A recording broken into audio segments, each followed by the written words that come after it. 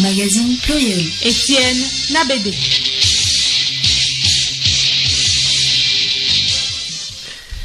Mesdames et messieurs, bonjour. Bienvenue dans ce journal magazine. En voici le sommaire.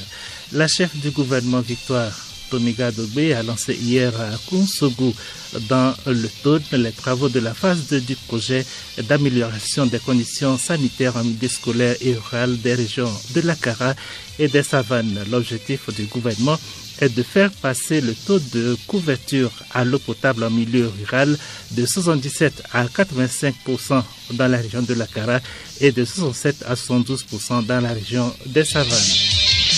Fin du séjour du secrétaire général de la zone de libre-échange continentale africaine, SELECAF au Togo, Ouemkele, mené au Togo depuis jeudi, a évoqué avec ses interlocuteurs les préparatifs de la mise en œuvre de la SELECAF par le Togo et ses opportunités pour l'Afrique. Report immédiat du sommet de Luanda sur la Centrafrique. Sur le terrain, les opérations de reconquête du territoire par l'armée et les alliés bilatéraux se poursuivent. Campagne agricole 2021-2022 des semences de variétés améliorées d'igname mises à la disposition des agriculteurs producteurs d'igname par l'Institut togolais de recherche agronomique ITRA. Comment ces variétés ont-elles été obtenues et quelles sont les régions favorables à leur culture? Nous serons avec M. Elom Tigo, chercheur à l'Institut togolais de recherche agronomique ITRA, et Dr Lombo Yao, DG de l'ITRA. Ils sont nos invités. Et puis, à suivre également dans ce journal les échos du palais, les sports et la revue de presse.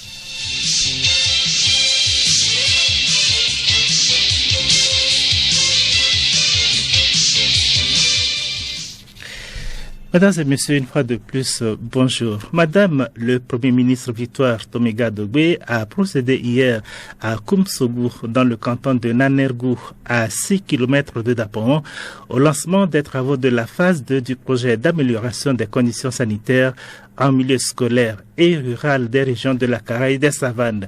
Les travaux ont été lancés en présence de l'ambassadrice de France au Togo. Compte rendu de la cérémonie avec Bodjona Bassanta Gabriel à Top Dapon. 400 nouveaux forages équipés de pompes à motricité humaine dans les régions des Savanes et de la Kara, à réhabiliter 200 anciens forages et à construire 200 latrines communautaires de type écosan. Ce projet contribuera à l'atteinte des objectifs de la feuille de route du gouvernement en faisant passer le taux de couverture à l'eau potable en milieu rural de 77% à 85% dans la région de la Kara et de 67% à 72% dans celle des Savanes. Thiem Boldia, ministre de l'eau et de l'hydraulique villageoise. Le FASCO 2, d'un coût total de 6,58 milliards de francs CFA, constitue un don de la République française représenté par l'Agence française de développement AFD. Ce financement est en phase avec la vision du gouvernement qui est de faire en sorte que chaque Togolaise et chaque Togolais, où qu'il se trouve, ait accès à l'eau potable en quantité sur une distance de moins de 500 mètres. Ce qui nous permettra d'épargner à nos populations des maladies hydriques, notamment le choléra, la diarrhée, la dysenterie, pour ne citer que cela. Vous conviendrez avec moi, mesdames et messieurs, aucun développement n'est possible avec une population en mauvaise santé. Ainsi, le chef de l'État a fait le choix de la prévention en garantissant un accès équitable des Togolais à l'eau potable et à l'assainissement, surtout en cette période de crise sanitaire liée à la coronavirus. L'ambassadrice de France au Togo, Mme Jocelyne Caballero, souligne l'importance de cet ambitieux projet au bénéfice des populations. L'arrivée de l'eau change la vie. Sans eau, il n'y a que pauvreté, souffrance, corvée, maladie, faim et parfois guerre. Madame le Premier ministre, Mesdames et Messieurs les ministres, convaincus que dans les prochaines années, la question de l'alimentation en eau potable et de l'assainissement demeurera une priorité absolue pour le Togo, la France, à travers l'Agence française de développement est fière de contribuer aux objectifs énoncés en inscrivant le financement d'infrastructures durables d'accès à l'eau et à l'assainissement comme une des actions prioritaires de sa coopération avec votre pays.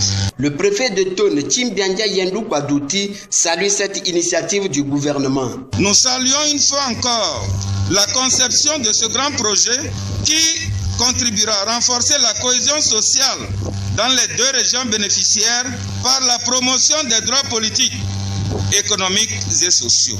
Ceci renforcera également les actions dans le domaine de la prévention et de la lutte contre l'extrémisme violent, de la résilience aux conflits dans les communautés et permettra aux populations de participer efficacement à la mise en œuvre de la feuille de route du mandat présidentiel 2020-2025, véritable fer de lance de la progression de notre pays vers son émergence d'ici à l'horizon 2030. La visite d'un forage par la chef du gouvernement, Madame Victoire Tomega Debé, a mis fin à la rencontre. Bodiona Bassanta Gabriel, agent togolais de presse d'Apaon pour Radio Lomé.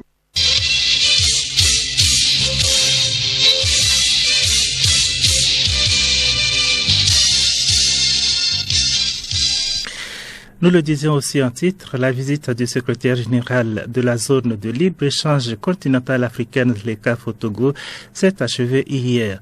Wemkele Mene a évoqué avec ses interlocuteurs les préparatifs de la mise en œuvre de la SLECAF par le Togo et ses opportunités pour l'Afrique. Il a également rencontré le corps diplomatique africain accrédité au Togo, le secteur privé et le chef de l'État. Ces différentes étapes ont permis à M. Mene de présenter le projet de la zone aux différents ambassadeurs et de solliciter leur implication et leur adhésion pour sa parfaite réussite. Wemkele Mene que nous écoutons. Well, the ambassadors are the direct line of contact. Alors, les ambassades seront un point direct pour la facilitation du commerce et des investissements. Alors, on doit passer par l'ambassade que de passer par le gouvernement. Opportunities that are offered by ZLECAF. Wemkele Mene a saisi donc cette occasion pour apprécier les performances portuaires du Togo et l'état de mise en œuvre de la ZLECAF. La zone de libre-échange continentale africaine est effective depuis le début de l'année. Le projet vise à intégrer à terme l'ensemble des États membres de l'Union africaine. Elle permettra d'augmenter de près de 60% d'ici à 2022 le commerce intra-africain et de donner un coup de fouet à l'ensemble de ces économies. L'Institut national de la statistique et des études économiques et démographiques INSED prépare une troisième enquête sur le commerce international des services. Le lancement de cette édition a eu lieu hier à Lomé, prévu du 1er mars au 30 avril prochain. Cette enquête veut assurer une large diffusion de l'information sur sa réalisation. Pour la réussir, l'INSED a sollicité la collaboration des organisations patronales, des associations d'entreprises et des médias. Grâce Goto. C'est une initiative de l'Union économique monétaire ouest-africaine pour faciliter la définition et la mise en place des politiques économiques intégrant les transactions de services dans les 8 États membres. Cette troisième édition permettra de collecter les données sur les transactions des services entre les résidents et les non-résidents au titre de l'année 2019. Tiou Animao, secrétaire général de l'INSED. Il s'est révélé ces derniers temps que les transactions de services ont pris de l'ampleur. Et donc la commission de l'UEMOA, ayant constaté cette ampleur, a décidé donc de capter également ces statistiques dans l'économie des pays membres. Et c'est pour cela que cette enquête a été initiée avec la même méthodologie, le même outil de collecte. Toutes les entreprises sont concernées, il n'y a pas de restriction, mais c'est sur un échantillon que l'enquête va se mener. Et cet échantillon couvre, disons, l'ensemble de tous les secteurs de l'économie. La deuxième édition de cette enquête menée en 2019 au titre de l'année 2018 montre que le Togo a exporté 321 milliards de francs CFA en termes de services et importé les services d'une valeur de 263 milliards de francs CFA. Cette troisième édition se réalisera du 1er mars au 30 avril 2021. Suite à l'augmentation des cas de contamination au Covid-19, la région des Savanes avait été bloquée et mise sous couvre-feu du 27 janvier au 21 février dernier. L'adhésion des populations aux mesures barrières a entraîné la réduction des cas de contamination et motivé la levée des mesures restrictives afin d'accompagner les personnes et familles vulnérables de cette région dans la reprise des activités économiques. Le gouvernement a lancé le programme Novici à compter du 22 février 2021 et pour une durée de 2 semaines. Le point de la situation avec Bodjona Bassanta Gabriel à Top d'Apan. Après la levée de ces mesures restrictives, le gouvernement a décidé d'accompagner les personnes et les familles les plus vulnérables de cette région, la plus septentrionale du Togo, dans la reprise des activités économiques en activant le programme Novici pour une durée de 2 semaines. Ce programme concerne aussi bien les populations vulnérables du Grand Thône que celles du Grand Outil. Quelques jours après son activation, certains citoyens de la zone se sont prononcés. Concernant le programme Novici, moi je peux dire que c'est une très bonne chose de la part de nos autorités, puisque avec la venue de la Covid-19, les populations sont restées à la maison. Plusieurs personnes qui exerçaient des métiers qui leur permettaient de subvenir à leurs petits besoins, ils étaient obligés de rester à la maison et aussi, surtout avec le couvre-feu ces derniers temps qu'on avait décrété dans la région de Savanes, ça a ralenti tout. Bon, selon moi, Novici est venu à point nommé pour nous aider, pour aider nos populations.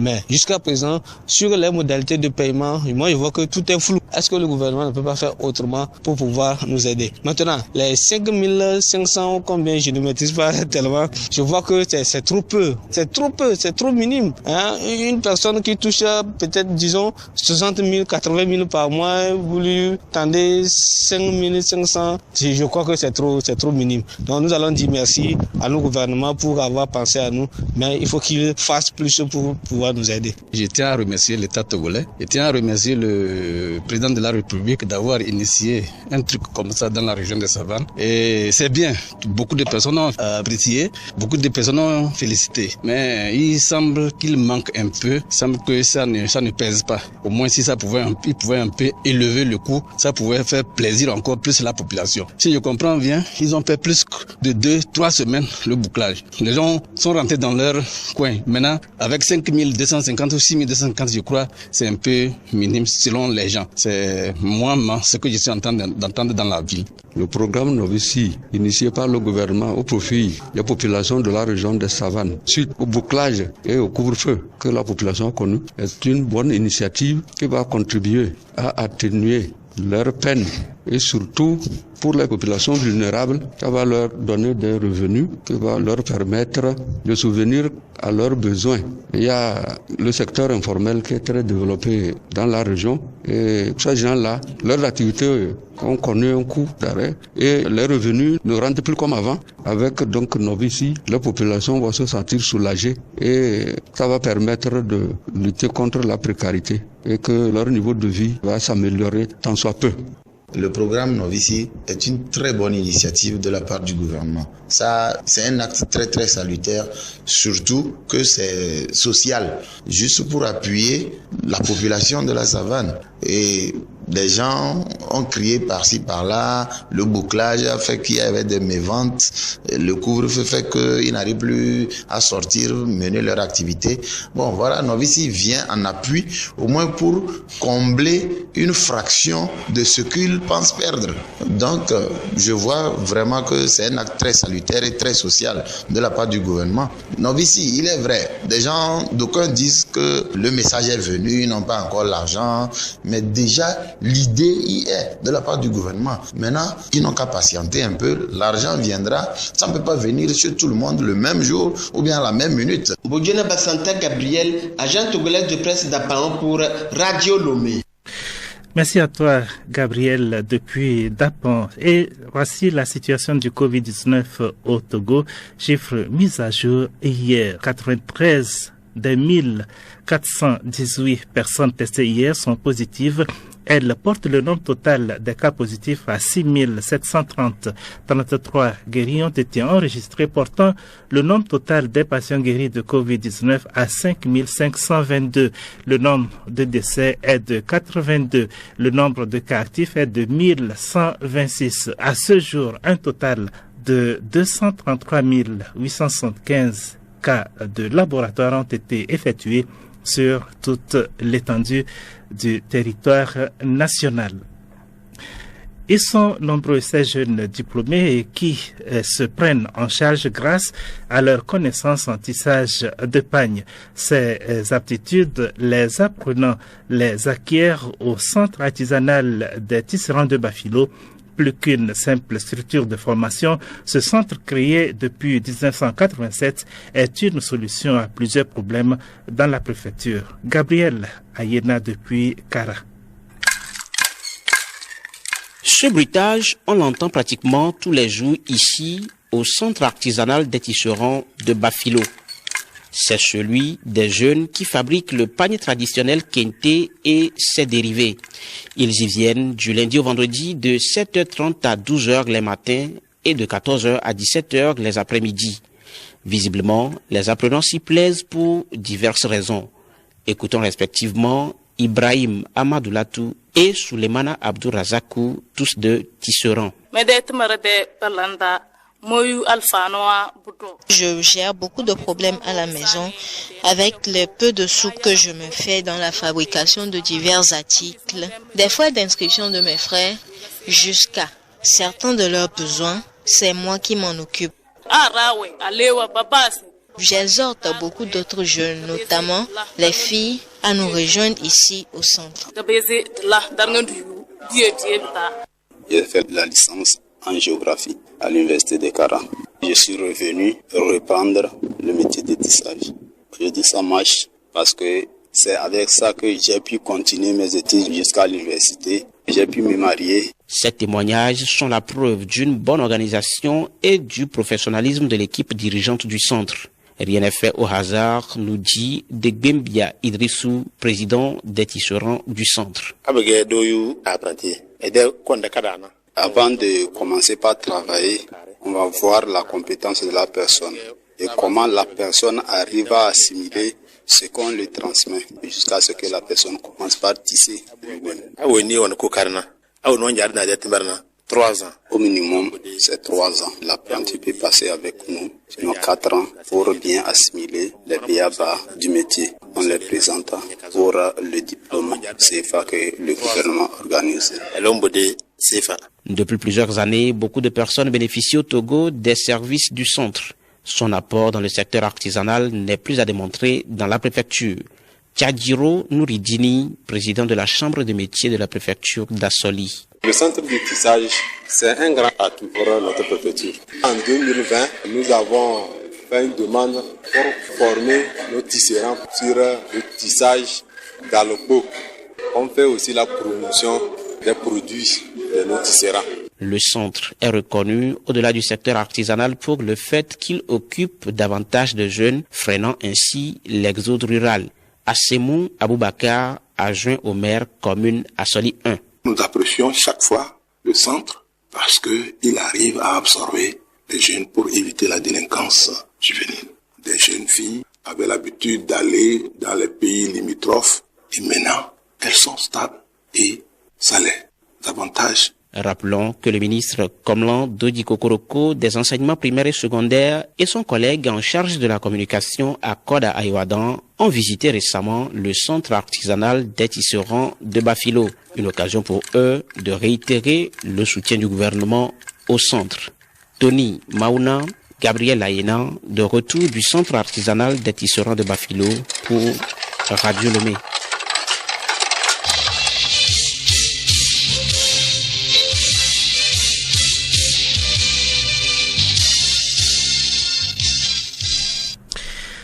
Au Mali, un nouvel accord de paix a été signé jeudi dernier à Koro, dans le centre du pays. Il concerne les communautés Peul et Dougon sous le patronage des communautés Mossi et Samougou. Les 16 communes du cercle de Koro sont représentées notamment grâce à la médiation de l'ONG Centre pour le dialogue humanitaire.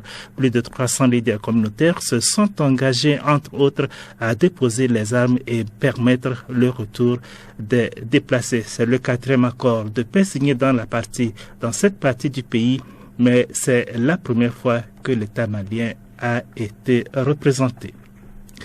Au Tchad, le délai de dépôt de candidature pour la présidentielle du 11 avril prochain a expiré hier vendredi à minuit. En plus du chef de l'État, Idriss Déby, candidat à un 6e mandat, une quinzaine de personnalités d'horizons divers tentent de participer à la course à la magistrature suprême. La liste des autres candidats est composée d'anciens alliés du chef de l'État passé dans l'opposition, mais ils doivent obtenir l'aval de la Cour suprême qui a une semaine pour examiner leur candidature. Le sommet de Luanda sur la Centrafrique a été reporté une nouvelle fois. Initié par la Conférence internationale sur la région des Grands Lacs, cette rencontre devait favoriser la concertation pour mettre un terme aux violences en cours dans le pays depuis la mi-décembre. Abiré Lemo. Sur le terrain, les opérations de reconquête du territoire par l'armée et les alliés bilatéraux se poursuivent. L'armée centrafricaine a repris cette semaine la ville de Bossangoa. Cette situation de précarité n'a pas empêché le report de la rencontre sous l'égide de la Conférence internationale sur la région des Grands Lacs. Et les scènes de violence se poursuivent notamment dans le centre-ville de Bangui et devant le siège de la Communauté de l'Afrique centrale pour dire non au dialogue avec la rébellion. Et sur ce sujet, la présidence est claire. Si le chef de l'État, Faustin Archange Touadéra, se déplaçait à Luanda, ce ne serait que pour affirmer sa position. Il n'y aura pas de discussion avec ceux qui ne respectent pas les termes de l'accord de paix. Parallèlement, le Conseil économique et social centrafricain a reçu les représentants de la société civile et des partis politiques d'opposition, ceci dans la perspective d'un dialogue national. Un rapport des conclusions de ces consultations sera présenté aux autorités. La présidence affirme qu'il faut d'abord laisser le processus électoral aller à son terme pour envisager l'ouverture d'une telle initiative.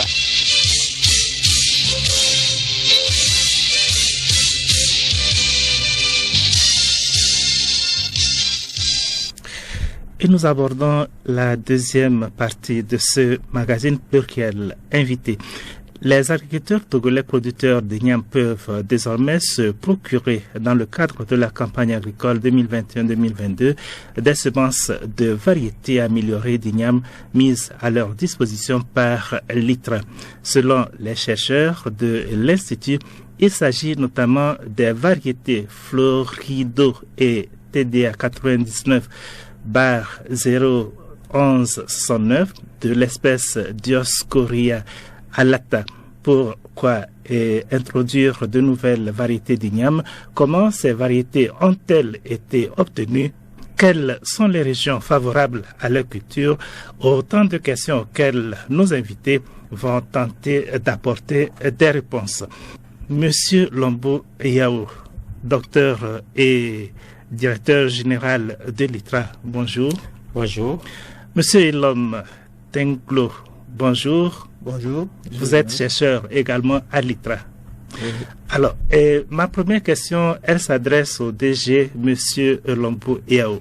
Alors, l'ITRA met à la disposition des producteurs des variétés améliorées d'igname. Comment ces variétés ont-elles été obtenues? Merci beaucoup. Je voudrais tout d'abord remercier Radio Lomé pour cette opportunité qu'elle offre à l'ITRA de parler de la recherche agricole, qui est sa mission, et d'aller dans la précision sur les variétés d'igname, les nouvelles variétés d'igname. Et pour dire que l'ITRA, qui est l'institution chargée de la recherche agricole au niveau national, mène plusieurs activités sur plusieurs spéculations. Je vais parler des cultures des productions animales et également le transfert de technologies pour les producteurs.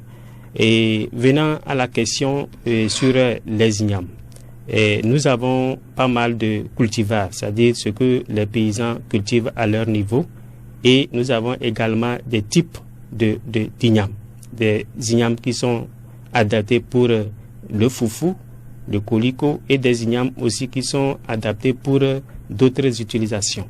Et donc, dans l'utilisation de ces ignames, la production de ces différents types d'ignames, il arrive que certaines variétés ne répondent pas. Cela est lié soit aux maladies ou bien au changement climatique qui font que nous n'arrivons pas à avoir des pluies en temps normal. Et donc, c'est ce qui a amené la recherche à vouloir vérifier ou bien aller dans les détails de ce qu'on peut trouver comme variété beaucoup plus améliorée pour pouvoir répondre aux besoins de la population. Et donc, c'est ce qui nous a conduit à introduire de nouvelles variétés d'igname de l'espèce Dioscorea alata. Et dans ces nouvelles introductions, il y a au total 7 nouvelles variétés qui ont été introduites. Et sur cette nouvelle variété introduite, il y a 2 qui ont répondu à nos conditions agroécologiques et donc qui ont la facilité d'être cultivés dans tout, c'est-à-dire sur toute l'étendue du territoire, et également la facilité de donner un rendement qui n'est pas variable d'une région à l'autre. Et voilà, c'est ce qui nous amène aujourd'hui à pouvoir partager ces résultats à travers la multiplication des semences de ces 2 nouvelles variétés qui sont disponibles au niveau de l'ITRA. Alors, merci, monsieur le DG. Alors, j'en viens à vous, monsieur Ilom Tenklo. Quelles en sont les substances additionnelles? Merci beaucoup, monsieur le journaliste. Les variétés améliorées sont développées pour répondre aux besoins de changement climatique qui empêchent les variétés existantes de produire.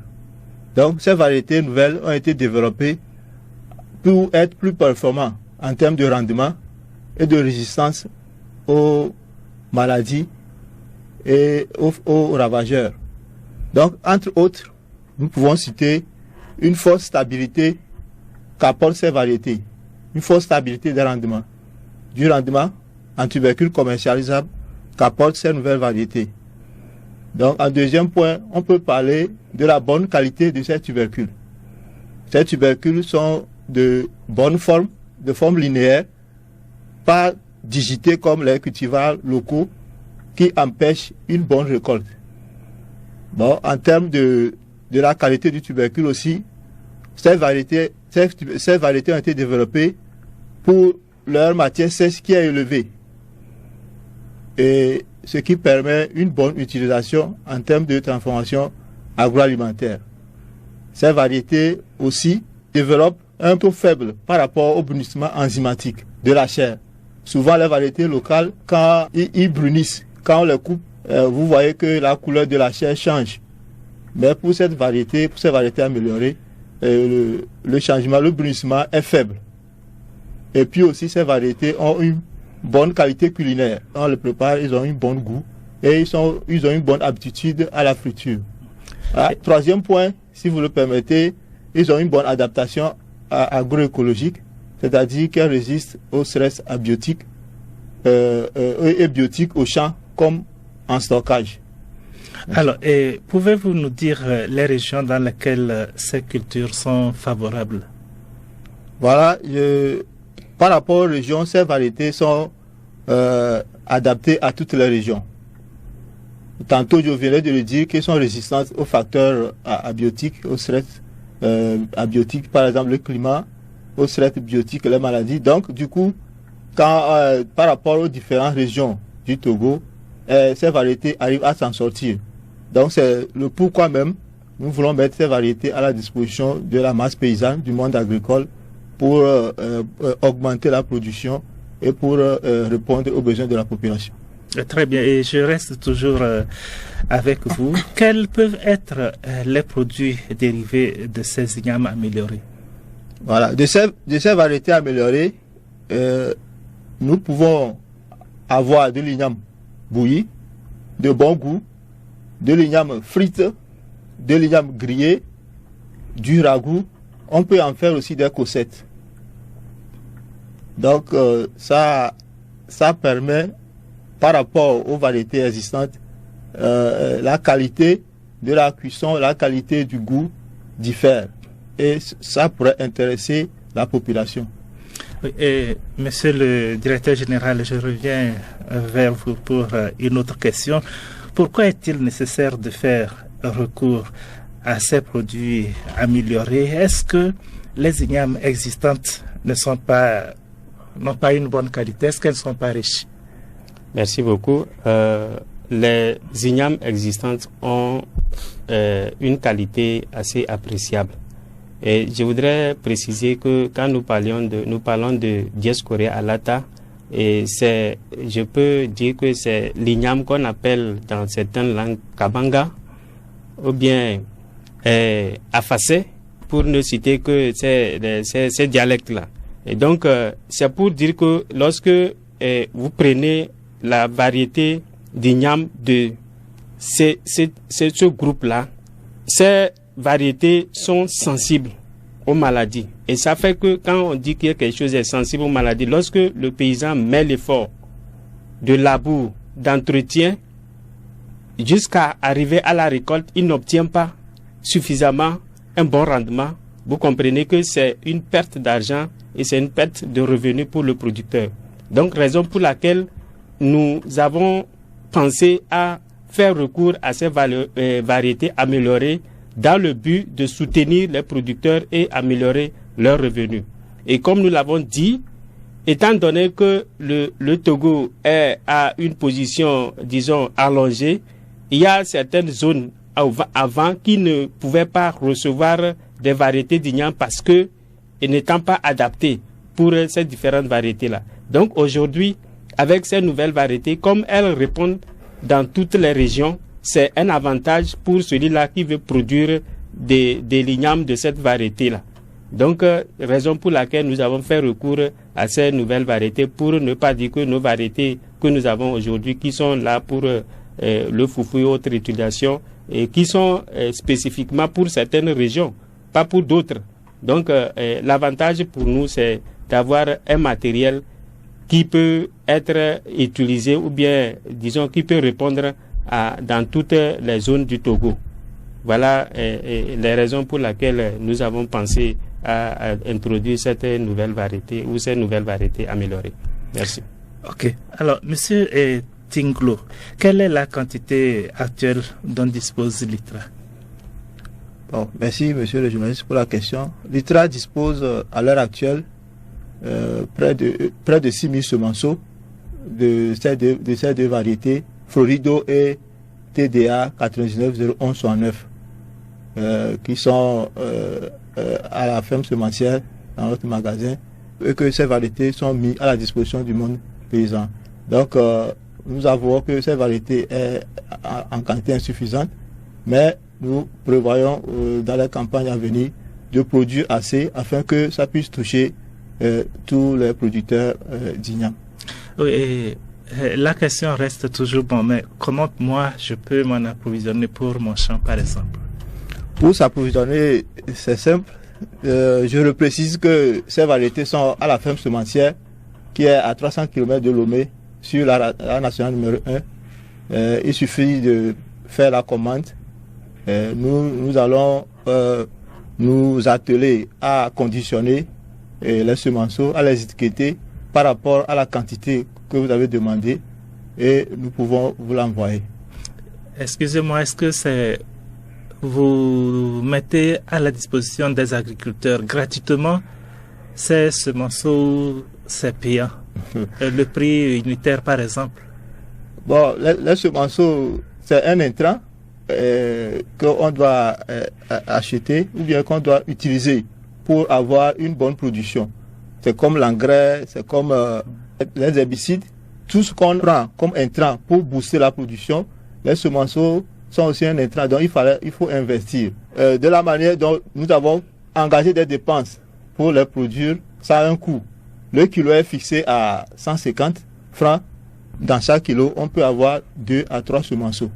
Donc, en fonction du nombre de buts que vous avez sur votre parcelle, vous pouvez déterminer la quantité qu'il vous faut et opérer la commande.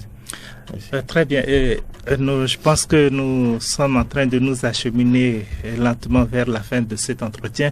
Alors, pour terminer, monsieur le DG, où se trouve, où trouver ces ignames et à quel coût? Bon, il en a déjà parlé, mais pour conclure. Ok, merci beaucoup. Je voudrais parler aussi des autres semences au-delà des ignames. Nous avons pas mal de semences améliorées, de maïs, de riz et de sorgho, de l'arachide et de niébé, les haricots. Donc, ils sont disponibles dans nos centres, principalement pour la variété dont nous venons de parler ici. C'est au niveau de notre ferme semencière qui est basée à Sotoubois. Et donc, lorsque vous venez et vous allez avec votre commande, bien sûr, donc les spécialistes sont en mesure de vous indiquer le nombre par rapport à votre besoin et comment faut-il acquérir le produit et comment vous allez l'utiliser plus tard. L'autre chose qui est importante, comme nous venons mettre sur pied cette semence au niveau national, c'est aussi l'occasion de donner des conseils à ceux-là qui viendront pour avoir ce produit, pour les apprendre comment multiplier rapidement les semenceaux pour que le produit puisse se répandre assez vite au niveau national. Donc nous avons cette technique de multiplication rapide du matériel végétal et donc nous profitons à ces occasions-là pour partager avec la population ce qu'ils doivent faire pour avoir des semences. Comme l'a dit, le prix c'est à 150 francs pour pouvoir disons soutenir la production au niveau de la ferme semencière qui a le rôle de maintenir la semence de base, parce qu'il faut comprendre également que ce que le producteur prend et qu'il produit continuellement chez lui, à un certain moment, il y a une érosion. Donc, le produit perd sa qualité. Et donc, il faut quelque part, pour maintenir les caractéristiques originelles de cette variété, raison pour laquelle nous avons besoin de ce petit truc-là pour pouvoir soutenir les actions au niveau de la recherche. Merci. Merci à vous, Dr Lambo Yao, directeur général de l'ITRA. Merci également à vous, M. Lomtenglo, chercheur à l'ITRA également. Merci d'avoir répondu à notre invitation et j'espère que vos conseils ont été saisis par nos agriculteurs en production de l'igname. Je vous remercie.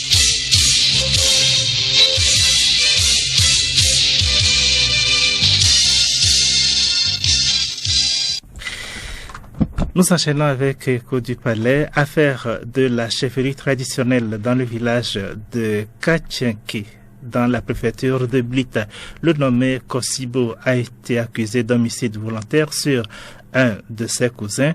Traduit devant la cour d'assises, il a été condamné à 3 ans de réclusion criminelle. Le récit est fait avec Hélène Assabi. Le chef coutumier du village de Kachenke à Blita et l'inculpé Kosibo, doyen de la famille Otunku, ont choisi chacun un candidat pour occuper le trône du chef du dit village, resté vacant depuis le décès du précédent chef. Mais finalement, le 29 octobre 2015, lors d'une réunion publique où était également présent le nommé Kosibo, le chef coutumier a proclamé le nommé Doumevi Yao son candidat chef du village sans que Kosibo ait daigné élever la moindre contestation. Le candidat de la famille Otunku, du nom de Otunku Jonas, et tous les autres membres de la dite famille, estimant que la chefferie leur revenait de droit, ont considéré l'attitude passive de leur doyen Kosibo lors de la désignation d'un tierce pour régner sur le village comme de la trahison, ce qui fit naître la mésentente entre ce dernier et ses frères. Ainsi, le 31 octobre 2015, Le nommé Otunku Yawoboua, un des cousins de l'inculpé, est allé au domicile de ce dernier pour lui reprocher cette attitude qui a été la sienne lors de la désignation du chef. Une dispute a éclaté entre les deux hommes et le maître de maison, ayant estimé que son interlocuteur allait trop loin dans ses insultes à son égard, est rentré dans sa chambre et en est ressorti avec un fusil de chasse qu'il tira à bout portant sur ce dernier.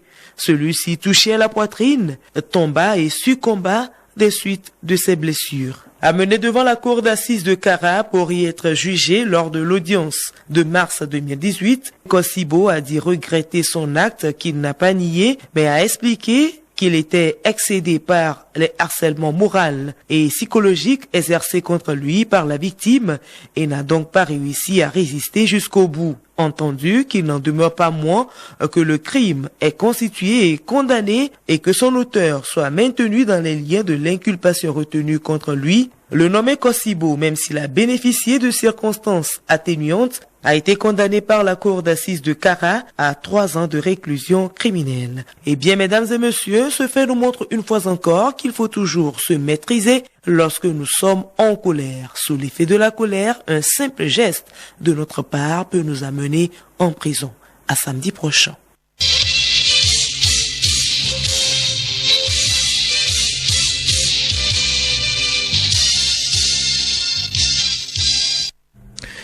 Et le sport à présent.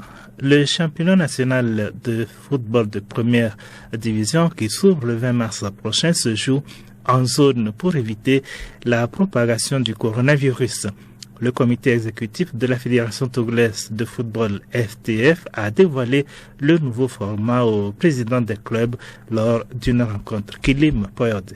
Les 16 clubs de la première division sont répartis en 2 zones. Dans la zone nord, on a ASCO, le champion sortant, l'ASCK, Sara FC de Bafilo, Semasi, Ifodje d'Atakwame, Koroki de Chamba, Unisport et AS Bina de Pagouda. Dans la zone sud, on retrouve Gomido de Kwalime, Maranata de Fiokpo, Ange de Notien, Bolesou des Lacs, AS OTR, Entente de Dito et AS Togo Port de Lomé. Cette option, envisagée par la Fédération togolaise de football, permettra de lutter contre la pandémie de Covid-19, mais aussi permet aux clubs sans véritable ressources financières de ne pas crouler sous le poids des dépenses. Plusieurs stades ont été retenus à cet effet. Il y aura les stades de Kégué, du municipal, d'Asfosa et de la JCA au sud, et au nord celui de Sokodé, de Kara et d'Atakwame.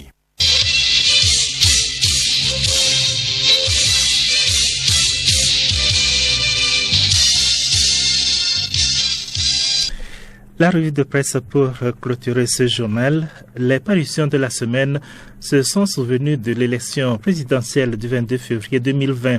Un an après ce scrutin, la dynamique Monseigneur Podro continue de revendiquer sa prétendue victoire. Parlant d'élection, les concertations sont actuellement en cours entre le gouvernement et les différents partis politiques pour les prochaines élections régionales. Autre sujet à la une de la presse togolaise, l'arrivée imminente des premières doses de vaccins anti-Covid-19. D'ailleurs, la pandémie à coronavirus était au menu du Forum économique sur l'Afrique, forum auquel a pris part la chef du gouvernement. Revue de presse, Léontine Atogima. Crise sanitaire oblige, le Forum économique sur l'Afrique s'est tenu en mode virtuel lundi dernier. La chef du gouvernement, Victoire Toméga-Dobé, a pris part aux travaux de cette rencontre de grande envergure organisée par le Centre de développement de l'OCDE et l'Union africaine. L'impact négatif de la crise sur les économies des pays du continent et la stratégie à adopter pour faire face aux problèmes ont été examinés, relate le dialogue. Le continent prépare déjà sa relance post-Covid, constate la lanterne. Le libéral renchérit et signale que Madame le Premier ministre a exposé la vision du Togo pour une relance durable de l'économie africaine.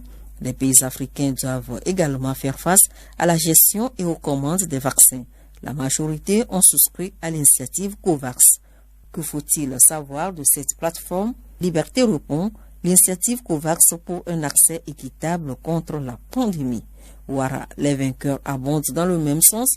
Le mécanisme COVAX, un moyen efficace pour atténuer l'impact de la pandémie. Selon l'hebdomadaire, Le mécanisme COVAX va fournir suffisamment de doses pour au moins 20% de la population des pays, gérer activement un éventail diversifié de vaccins et les distribuer dès qu'ils sont disponibles. C'est justement grâce à cette diversification que le Togo a pu retenir 2 vaccins, ajoute la nouvelle tribune qui indique que ces vaccins sont issus des laboratoires Pfizer et AstraZeneca. Pour la réussite de la campagne de vaccination, Symphonie implore l'adhésion de la population à cette lutte. Politique, les parutions se sont rappelées de l'élection présidentielle du 22 février 2020. Le Messager donne le ton. Il y a 1 an, les Togolais élisèrent Faure et Sozimna Gnassingbé.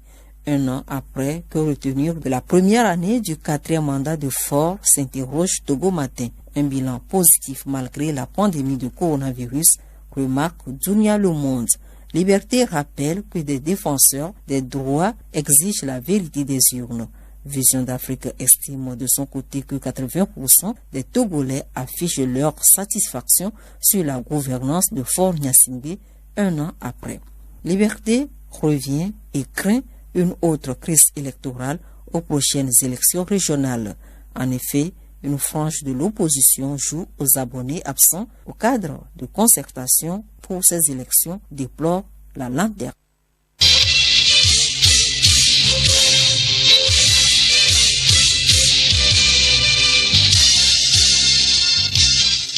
Pluriel, le magazine hebdomadaire de Radio Lomé. Mesdames et messieurs, ainsi s'achève ce journal magazine. Merci de l'avoir suivi et prochain rendez-vous samedi prochain.